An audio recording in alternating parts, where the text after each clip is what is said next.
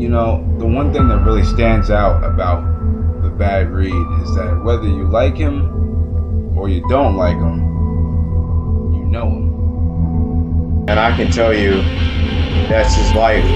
It's his number one priority. He wants to be the best. He wants to be a world champion. Everyone in Backyard World knows that, of course, the Bad Reed is going to become a professional wrestler and go on to WWE and all that, and so on. So it was an honor wrestling him because it's kind of like I'm wrestling a pro wrestler. That's how it feels to me. Count out. And whoa, Bad Reed. Say I'm stupid, I'm arrogant, I'm cocky, I'm stubborn, or whatever you want to say about me. You can call me a bitch, you can say you hate my guts, but I don't care. But one thing you have to respect about me is I love wrestling.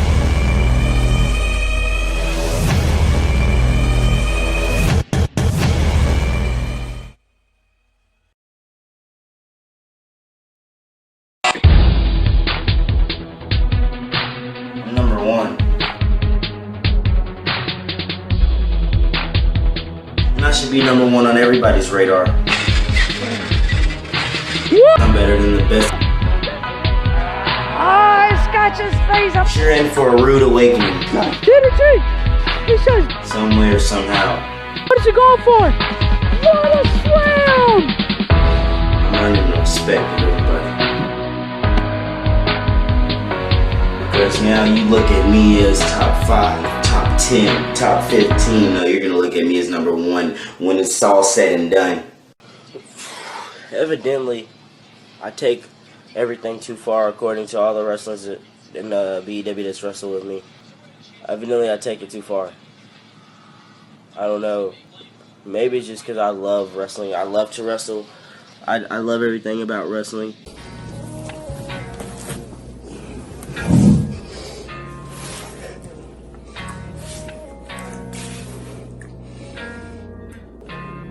Long story short,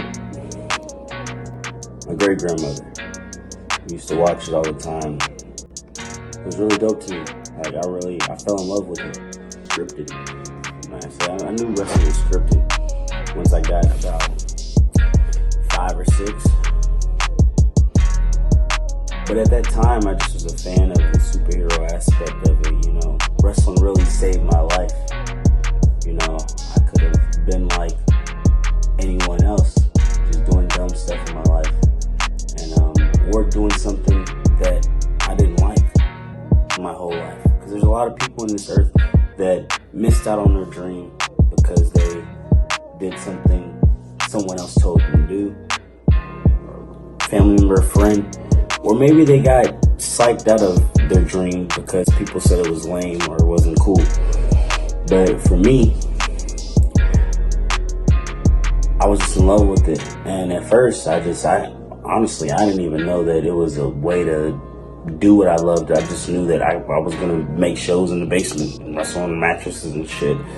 And I remember seeing KBW and ESW and Wicked J. Rest in peace, Wicked J, man. I remember watching them and just becoming big fans of their work, you know, because Wicked J reminded me of Jeff Hardy, and Jeff Hardy's the reason, you know, Jeff Hardy, Matt Hardy, biggest reasons I'm in love with wrestling, because their story really inspired me. Like, they were backyard wrestlers at first on a trampoline and made their dream come true. And I said, you know, if they can do it, I can do it. I had guys that was wrestling and I just was like, yo, I want to do that. Yo, they really feminine. Like, they have like their own company. Like, why do this off camera in the basement with cousins and friends and wrestle and do fake Royal Rumbles and stuff like that? Why not make my own promotion and take that shit serious, man? And I took wrestling serious and was writing script. I was writing script for everybody, and I had people that just wasn't really committed to it. And you know, I went from living in Louisville, 3 to 4 different places, not being able to afford a trampoline, using mattresses. You know, we were known as the mattress kids in backyard wrestling, bro. We had a nice following. Shout out to KBW, because their trampoline company was like massively popular. And you know, Cage and them, you know, they really gave me a big opportunity to grow my backyard wrestling company, man. And it gave me the confidence to, you know, be different. So I had a pool of fans, man, that really loved our stuff, man, and would look forward to it every week. You know, we miss a week, they're on there on the comment section like, yo, where's BEW at this week? You know what I'm saying?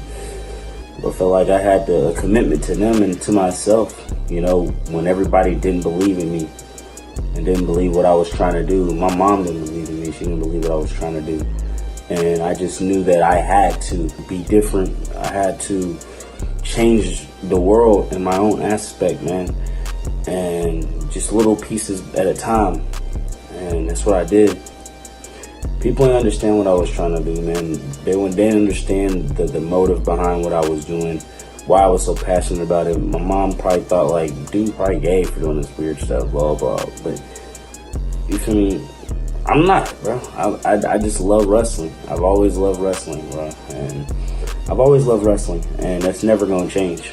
I just was lucky enough, blessed enough to be strong-minded enough to really love and follow my dreams. And make that a reality, and not be sidetracked and held back by doubters and people that didn't understand what I was trying to do in life, or what I was trying to do with my dreams. It's hard when your parents aren't supportive and they don't know what you're trying to do. They're young like you. They're trying to figure out, you know, wait, what is this? Like, is this some fantasy? Like, they don't know. My mom didn't know wrestling. She thought it was some kind of fantasy. I remember I didn't want to go to the military. I got kicked out of my mom's house.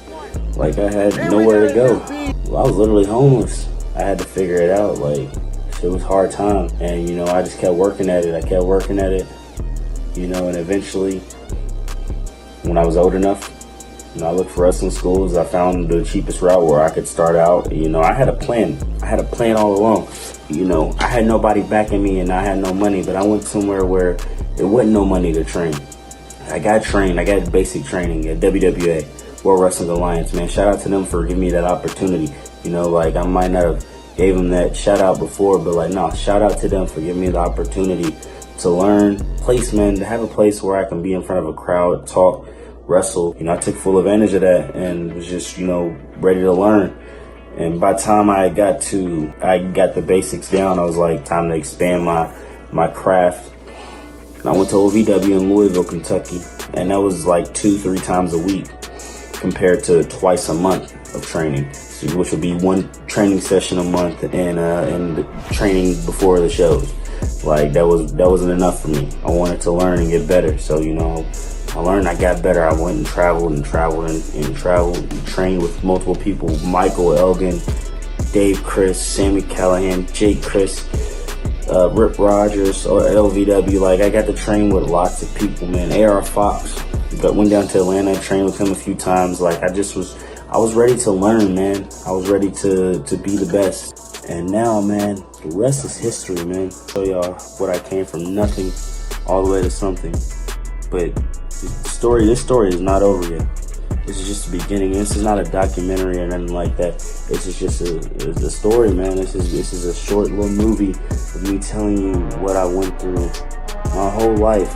Nobody believed in me. Nobody understood what I was trying to do. Everybody thought I was lame, stupid, it was dumb. And I was fine. Even when I was backyard wrestling, like, I was charging people. We were charging $2 for pay-per-views. We were building up every week shows. Like, I just was trying to be different and do something different, you know. And I got crucified for that shit.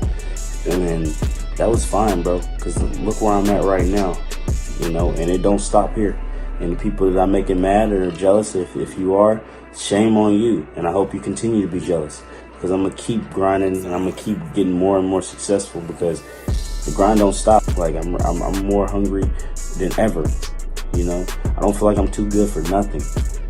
You know, I always gotta humble myself, because when you feel like you gotta humble yourself, you keep that beast in you, that work ethic in you. You know, when you feel like you at a certain level, you ain't gotta do certain shit. Like, that's when you start getting complacent and people start passing you up. I'm not letting nobody pass me up. I'm the young GOAT.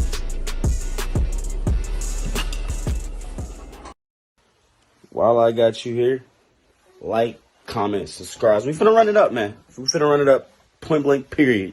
That's it.